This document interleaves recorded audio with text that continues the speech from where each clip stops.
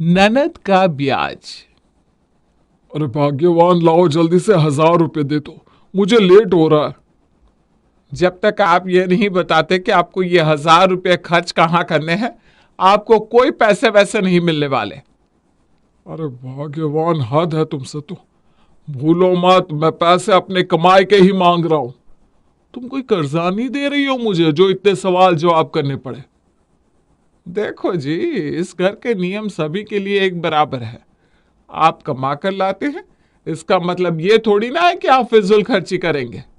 अगर सख्ती नहीं बरतूंगी तो आप तो 4 दिन में पूरी तनख्वाह उड़ाएंगे, फिर पूरे महीने में बच्चों को क्या खिलाऊंगी? अरे भाई, तुम्हें बताया तो था आज सुरेश की बेटी की शादी है, बस वही शगुन डालना है। मालूम था मुझे। जरूर अपनी दौलत कहीं लुटाने जा रहे होगे। क्या जरूरत है 1100 देने की? 101 देकर भी तो शगुन दिया जा सकता है ना। अरे भाग्यवान, इतनी महंगाई का जमाना है, 101 रुपया कौन देता है आज के समय में। हाँ हाँ, 101 मत दो, 1 लाख दे दो। एक बार में पूरा बैंक का खाता ही खाली कर दो ना। ठीक है, ये लो 500 रुपया। इसमें 1 रुपया मिलाकर रख देना लिफाफे में। 2 दिन बाद। लक्की बेटा, तनख्वाह तो मिली गई होगी। आज 10 तारीख हो गई है। हर महीने बिना कहे घर खर्च के लिए पैसे लाकर मेरे हाथ में रख दिया करो बेटा। अब मेरे पास कोई पैसों का पेड़ तो लगा नहीं कि जिसमें से तोड़ तोड़ कर मैं घर के खर्चे पूरे करती रहूं। हैं? तुम लोग पैसा देते हो, उसी से तो घर चलता है। अरे मम्मी, आप सुबह सुबह शुरू मत हो जाया करो। और आपको किराया भी तो मिलता है ना ऊपर वाले फ्लोर का। फिलहाल उसी से काम चला लो ना। अच्छा, अब तू मुझे बताएगा कि मुझे घर का खर्चा किन पैसे से चलाना है? हैं? आज तक तेरे बाप की हिम्मत नहीं हुई कि मुझसे खर्च का हिसाब मांगे, और तू पलटकर माँ से सवाल जवाब करने लगा। अरे मम्मी, मेरे कहने का ये मतलब नहीं था। मैं बस ये कह रहा था कि पैसे तो आपके पास होंगे ना। तब तक आप अपना काम निपटा लो। और एक आध दिन में पैसा तो हम लोग दे ही देंगे। कौन सा कहीं भागे जा रहे हैं। हाँ हाँ, खूब समझ रही हूं मैं तेरा मतलब क्या था। शादी होती ही बेटों के रंग ढंग बदल जाते हैं। जिस माँ बाप ने अपना पेट काट काट कर पढ़ाया लिखाया, उनके हाथ में अपनी कमाई का 1 रुपया रखने में भी देखो कैसे कलेजा कांप रहा है दोनों का। इसीलिए तो भाई हम कहते हैं बेटों से अच्छी बेटियां होती है। बेटे तो इस घर में रहकर भी पराये हो जाते हैं, और बेटियां पराये घर जाकर भी हमेशा अपनी रहती है। बेटी से ज्यादा माँ बाप की चिंता कोई नहीं कर सकता। क्या माँ, आप हमेशा हम दोनों भाइयों को ही कोसती रहती हो और दीदी की तारीफ करती रहती हो। पता नहीं ऐसा क्या बुरा किया है हमने आपके साथ। अरे तुम दोनों और तुम्हारी बीवियों से तो कुछ भी उम्मीद करना ही बेकार है। एक मेरी बेटी है जो मेरा हर सुख दुख समझती है, और कभी पलट कर मुझसे सवाल जवाब नहीं करती। तभी तो कहते हैं बेटी बेटी होती है, बहू कभी बेटी की जगह नहीं ले सकती। अरे माँ जी, किसी की भी बात हो, आप घसीट के हमें जरूर बीच में ले आती हो। मतलब हमने कुछ कहा हो या ना कहा हो, लेकिन आप हम दोनों को ताना ना दो, ऐसा भला हो सकता है क्या? ऐसा क्या गलत कह दिया लकी जी ने आपसे? अभी हाथ थोड़ा टाइट चल रहा है, हमारे पास 10 तरह के खर्चे होते हैं। मुन्ना का स्कूल में एडमिशन कराया है, इसलिए आपको घर खर्च के लिए पैसे नहीं दे पाए। और आप तो उनकी माँ है ना, आपको तो परेशानी समझनी चाहिए। उल्टा आप खुद बेटों को पैसे के लिए ताना सुना रही हैं। मोना ने आज तक किसी की भी बात ना सुनी थी, न आज वो सुनने वाली थी। बहू की बात सुनकर टेढ़ा मुंह करके वो वहां से निकल जाती है। अरे माँ जी, ये दूध वाला ऐसे क्यों कह रहा है कि आज से बस 2 लीटर दूध देकर जाएगा? आपने इसे दूध घटाने के लिए कहा है क्या? हाँ, मैंने ही कहा है। तुम लोगों का क्या है, दिन भर में 4-4 लीटर दूध पी जाते हो। मुझे अपने बजट का भी तो हिसाब देखना होता है कि नहीं? अब ऐसा है कि 2 लीटर दूध में ही काम चलाना होगा, और ये जो चाय में भर भर के 2 ग्लास दूध डालते हो ना, थोड़ा कम दूध डालोगी तो भी चाय तो बन ही जाएगी। अरे ये क्या बात हुई माँ जी? अब आप हमारे और हमारे बच्चों के दूध से भी कटौती कर लेंगी क्या? मुझे तो लगता है वो दिन भी दूर नहीं जब आप कहेंगी बजट कम करने के लिए हम लोगों को खाना भी आधे पेट ही खाना चाहिए। अरे थोड़ी समझदारी से घर चला लोगी तो घट नहीं जाओगी। अच्छा ही है ना, अगर कम खाओगी तो थोड़ा वजन कम हो जाएगा। माँ जी पूरा दिन चक्री की तरह आपके इशारों पर नाचते हैं हम दोनों। अब पेट भर के खाना खिलाने के लिए भी बोली सुनाएंगी क्या आप? देखो बहू, तुम दोनों को तो बस रसोई में खड़े होकर चमचा घुमाना होता है। कौन सी चीज कितने रुपए की आती है कुछ पता भी है? अब अगर हर कोई ऐसे ही दोनों हाथों से लुटाएगा तो ये घर चलेगा कैसे? मैं जानती हूं मेरी बात घर में सभी को कड़वी लगती है, लेकिन मुझे किसी की चिंता नहीं है। अरे अरे, कहीं आप लोगों को ऐसा तो नहीं लग रहा ना, बेचारी मोना देवी मुश्किल से घर चला रही है और उसकी बहुएं बहुत फिजूल खर्च करने वाली हैं? अगर हाँ, तो मैं आपको बता दूं कि आप सरासर गलत सोच रहे हैं।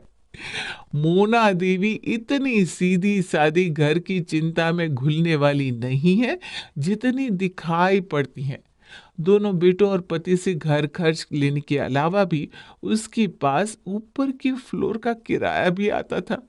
वो चाहती तो उसकी तिजोरी हर दम रुपयों से भरी रहती, लेकिन जब भी देखो वो पैसों का ही रोना रोती रहती थी। अब आप भी यही सोच रहे हैं ना कि अगर वाकई में उनके पास इतना पैसा है तो वो जा कहाँ रहा है? तो लीजिए, आपके सवाल का जवाब हम आपको बता देते हैं। अरे रागिनी बेटा, तू देख अपने अकाउंट में चेक कर ले। मैंने अभी अभी 15,000 भेजे हैं। और सुन, किसी को बताना मत इस बारे में। अरे मम्मी, आप क्यों चिंता करती हैं? मैंने आज तक किसी को बताया है क्या? आप आज भी पापा और भैया की कमाई से मेरा हिस्सा मुझे भेजते हो। मुझे ना सच में गर्व है अपनी मम्मी पर। अरे बेटा, गर्व तो मुझे भी है तेरे ऊपर। ये तो दुनिया की बनाई रीत है कि अपनी बेटी को दूसरे के घर भेजना पड़ता है, वरना मैं ना तुझे कभी अपने से दूर ना भेजती।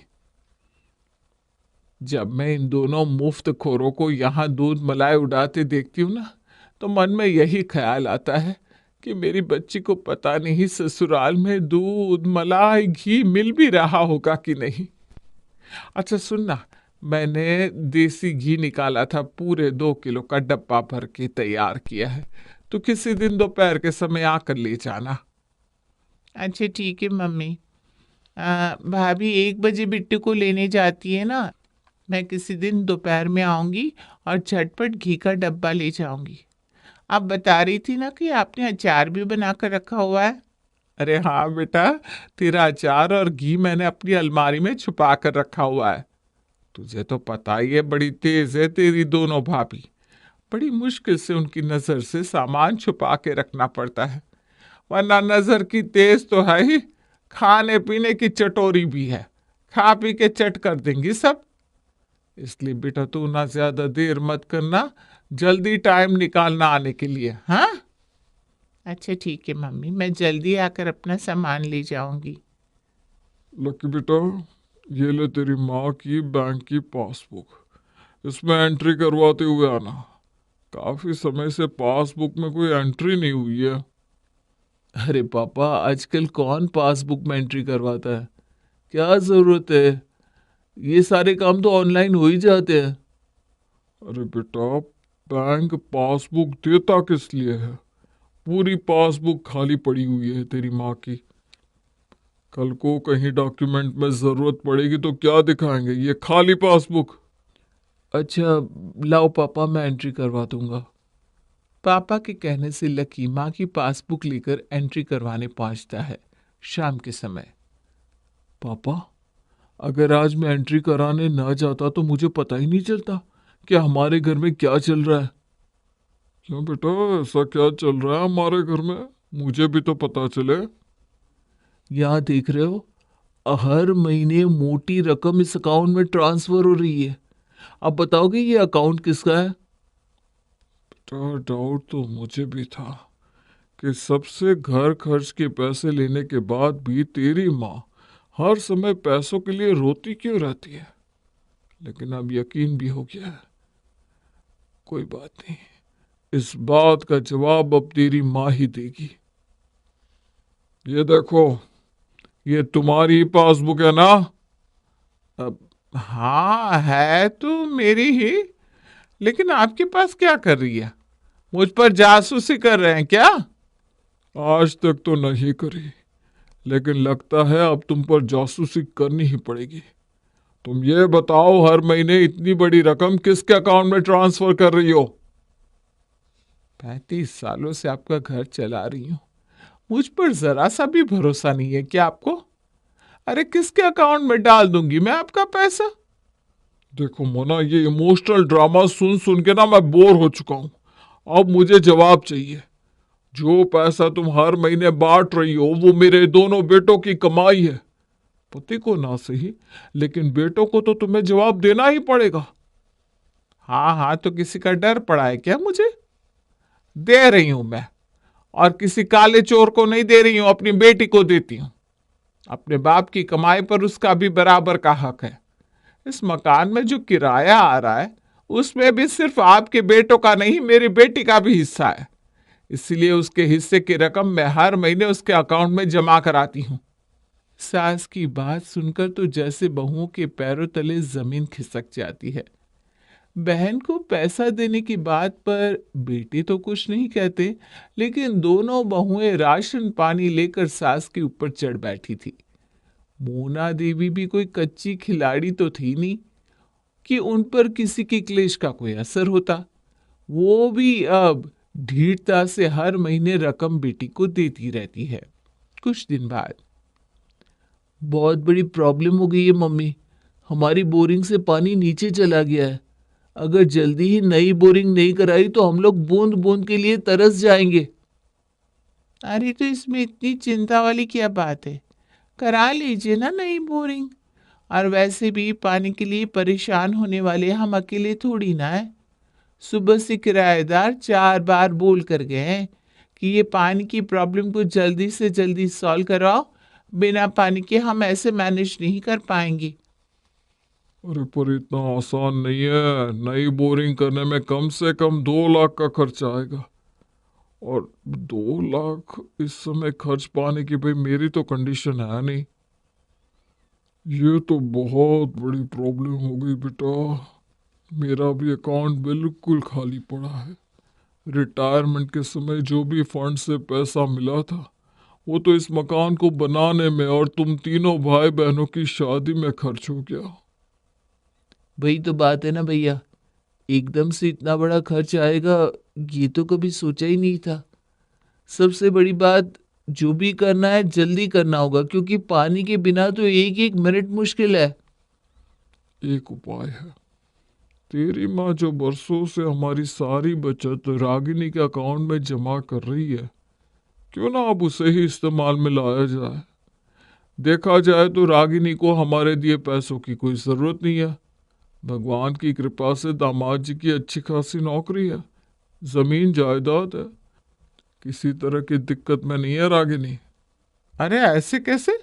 वो पैसा मेरी बेटी का है, आपने उस पैसे की तरफ नजर डालने की हिम्मत भी कैसे कर ली? अच्छा ठीक है माँ, नहीं डालते उस पैसे की तरफ नजर। आप ही बता दो कि पैसे कहाँ से आएंगे, क्योंकि हम सब तो आपको ही सारा पैसा देते थे ना घर चलाने के लिए। अब आप बताइए, इतने सालों से अपने बुरे समय के लिए क्या बचत की हैं? है आपकी जेब में पैसे? सबके सवाल जवाब करने पर मोना रागिनी को फोन करने के लिए राजी हो जाती है। बेटा, बड़ी मुसीबत आ गई है। हमारे यहाँ ना बोरिंग से पानी नीचे चला गया है। अब इस समय अगर तुरंत बोरिंग नहीं कराई तो हम लोग एक एक बूंद पानी के लिए मोहताज हो जाएंगे। अरे मम्मी, तो करा लो ना बोरिंग, इसमें इतना परेशान होने वाली क्या बात है? अरे बेटा, वही तो मैं तुझे कह रही हूँ ना, कैसे अचानक से बोरिंग करने के लिए ना कम से कम 2 लाख की जरूरत पड़ेगी। और बेटा, हम लोगों का हाथ तो इस समय बिल्कुल खाली है। अच्छा सुन, अगर तू बुरा ना माने तो तेरे अकाउंट में जो पैसा मैंने जमा किया है ना, उसमें से 2 लाख हमें दे दे। अरे माँ, ये क्या बात हुई? पहले तो अपनी बेटी को पैसा देकर वाहवाही लूट ली और अब अपना पैसा वापस मांगने चली आई। ऐसा भी कहीं होता है क्या? और माँ, जब आपने एक बार पैसा मेरे अकाउंट में डाल दिया ना, तो वो आपका नहीं मेरा पैसा हो गया। अब आपका उस पर कोई अधिकार नहीं है। अरे बेटा, अच्छा चल, उधार समझ कर ही दे दे। जब हमारे पास पैसा होगा तो हम वो पैसा वापस तेरे अकाउंट में डाल देंगे बस। अच्छा, अगर उधार वाली बात है तो ठीक है, उधार देने के लिए मैं तैयार हूँ, लेकिन मैं ऐसे नहीं दे पाऊंगी। वो क्या है ना, नवीन जी को भी इन पैसों के बारे में जानकारी है और उनका तो काम ही है बाजार में इंटरेस्ट पर पैसे देना। अब मैं अपना पैसा आप लोगों को बिना इंटरेस्ट पर दूंगी तो बड़ी समस्या हो जाएगी ना। इसलिए मैं आपको ना इन पैसों पर 10% ब्याज भी देना पड़ेगा।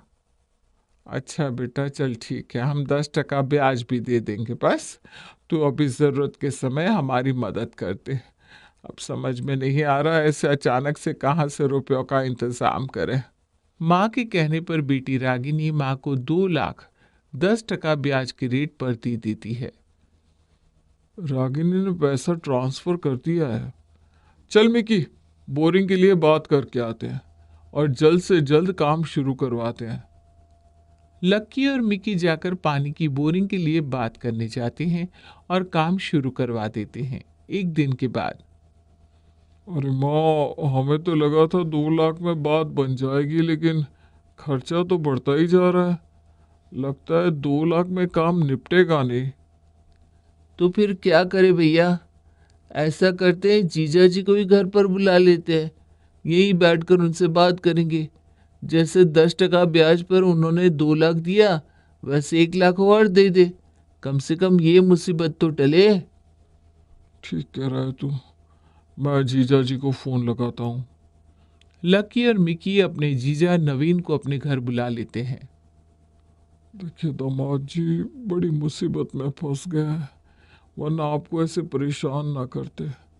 हम वादा करते हैं आपकी पाई पाई लौटा देंगे।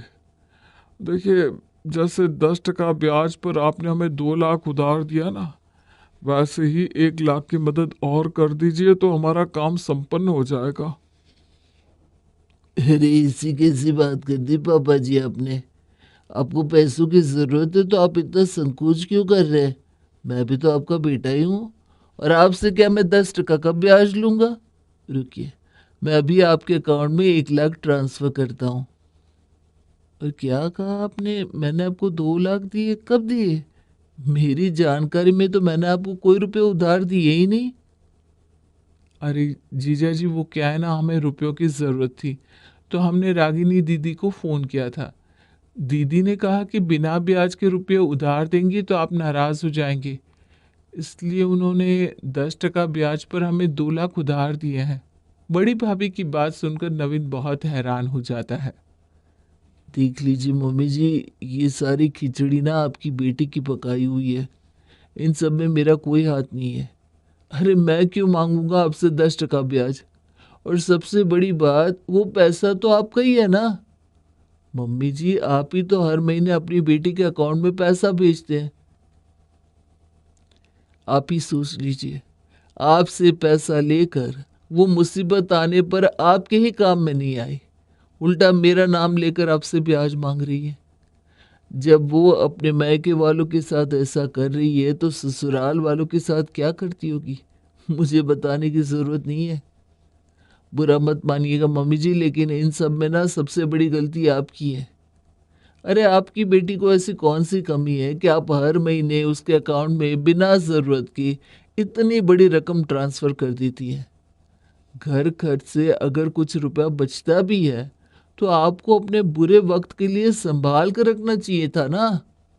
बेटों के भविष्य के बारे में सोचे बिना बेटे का कौन सा भविष्य चमका रही थी आप?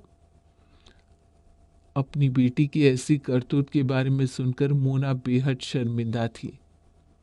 अपनी बेटी से प्रेम करना गलत नहीं है मम्मी जी, लेकिन बेटों के मुंह से निवाला छीनकर बेटी के मुंह में खिलाकर भी आपने कोई ममता का काम नहीं किया। उम्मीद है आगे से आप थोड़ी समझदारी दिखाएंगे और ये जो 3 लाख आपने लिया है ना, लौटाने की कोई ज़रूरत नहीं है, क्योंकि ये पैसा आपका ही है।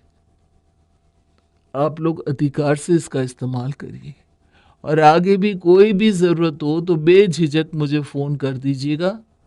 बाकी आपकी बेटी की खबर तो आज मैं अच्छे से लूँगा। और हाँ, आप लोग बीच में नहीं बोलेंगे।